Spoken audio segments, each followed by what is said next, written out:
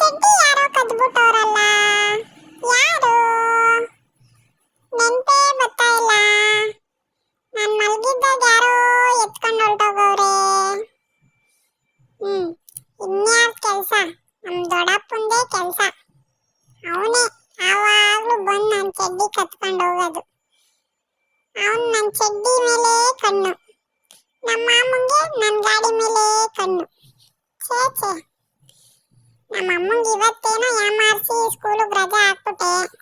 ನಾಳೆ ಏನಂತ ಹೇಳೋದು?